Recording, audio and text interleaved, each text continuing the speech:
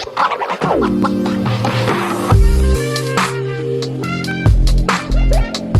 there, welcome back to my channel. My name is Brittney Bundles, and today's video is a 30-week update, pregnancy update. I'm coming to you all really just like, I don't want to say spur of the moment, but like I've been so tired today. Like I haven't even had the energy to do my hair, put any makeup on, like do anything. I've just been super exhausted. So I'm going to do like a recap of my 30 weeks and let you all know how I'm feeling, how I felt. And yeah, I'm just going to get right into it. So I'm actually 31 weeks now, but I'm going to review the last week for my 30-week update, like I mentioned. I did go to the doctor, and the doctor that I'm seeing now, I'm no longer visiting family, so I'm back home. The doctor that I'm with now, I saw prior to me visiting family in another state. And she now I don't know if she now goes between two different offices or if she always did, but I was asked to go to a different office. So I went to a different office that's a little bit further from my home. And they don't do the same type of stress test here as they did when I was visiting my family in that state.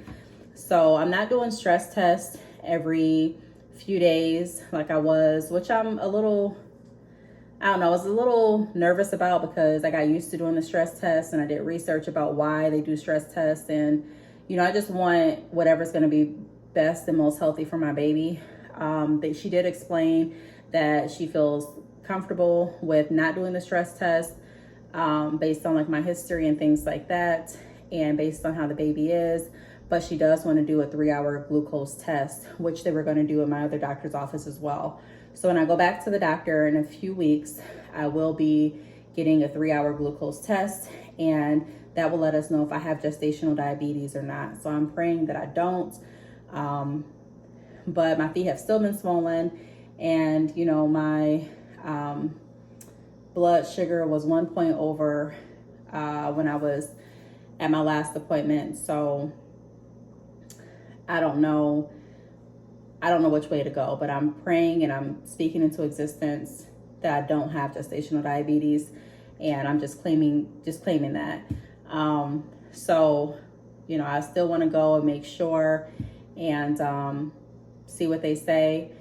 After also my next appointment, she says she will be scheduling my C-section. Something that I found out is that I'm not going to go full term. I kind of knew that. I thought that I was going to have my C-section a week prior to my due date. So I thought I was going to go until 39 weeks. But at this appointment, she advised that she's going to let me go 36 or 37 weeks at the latest. She did say that babies that are born around 37 weeks rarely stay in their NICU. That my baby would be able to go home with me more than likely. So I am looking forward to that. It just kind of caught me off guard because I thought that I would go to 39 weeks. So it was like, whoa, you know, if it's going to be 37 weeks at the latest, then I have about 6 weeks to get ready. So we've started ordering lots of stuff like now because I don't really have as much time as I thought I had. I have been getting things little by little, but like I said, just those extra weeks that I thought I was going to have, knowing that I'm not going to have them, kind of like it shocked me a little bit. But that's that. So like I mentioned, we'll schedule the C-section next appointment and do the glucose test. And then I am also scheduled to go to another appointment to do an ultrasound because the doctors that I was visiting, they put in the notes that they didn't get a full look, like a very good look at my baby's head, which I didn't know. So they're going to be doing another ultrasound here, which I just feel like I'm doing so many ultrasounds. And although I used to like, you know, going and doing ultrasounds with all of my past pregnancies, but I've had the most ultrasounds with this pregnancy ever, like in my entire experience. So yeah, that's something to definitely you know, that's something that's a little bit different. All right, so I'm trying to think of what else I kind of want to cover. So I'm going to go over now how I've been feeling for this last week. This last week, I have been exhausted. I've been saying that in like all of my pregnancy videos, that I've been tired, exhausted, but I've been winded. I've been tired. No matter what time of day it is, I'm tired. Like I have to take naps throughout the day still. I felt a little nauseous this week. I didn't have any vomiting or anything like that. I have not been sleeping that well. I can feel my baby moving a lot more. I actually went to emergency, which I forgot to mention until now. I went there a few days ago because I was having really bad pain right here, and the doctor did an ultrasound and found that it was my baby's elbow right there. And he tried to tap on it a little bit to get her elbow to move, and she flinched a little bit, but the elbow was still in the same position. So because of my scar tissue from my previous pregnancies and like C-sections, it just hurt. It just was hurting me a lot. So thank God it was nothing serious, but I was just in pain. I'll try to insert a clip of that ultrasound or a picture in here somewhere. But I have been experiencing more pain when my baby moves sometimes, and then she moves a lot, like I've been mentioning throughout my entire pregnancy. So when I'm trying to lay down and going to sleep, now that she's bigger, sometimes it interferes with me sleeping. Like I can't sleep as peaceful as I want to. Not complaining, because I'm glad that I can feel her moving. That's a blessing. However, like I said, it does take away from me getting great night's rest. What else do I want to say? My mood has been pretty mellow. Haven't really noticed any changes from the prior week with my mood. Cravings, I've been craving watermelon and cheesecake. That's pretty much all that I've been craving. I've been eating pretty good, eating what I need to eat, and I'm trying to eat a little bit more healthy.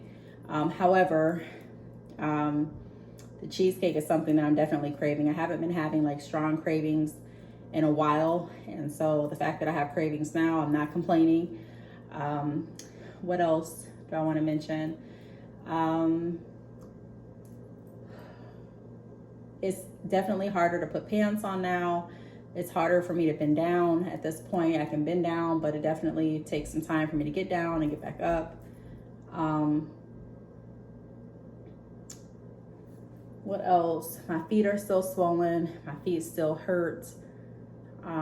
My back has started to hurt a lot more. My lower back, I can definitely feel the weight and the pressure on my back. And I've been trying to do a lot more stretching. Nothing too strenuous or anything like that, but just kind of trying to like stretch out those muscles a little bit. So that's about it for this week, for 30 weeks. I'm still feeling okay. You know, I'm not feeling bad.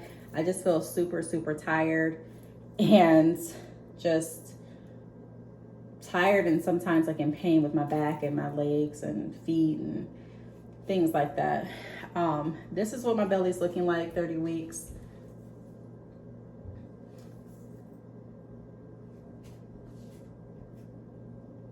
So it's definitely getting out there.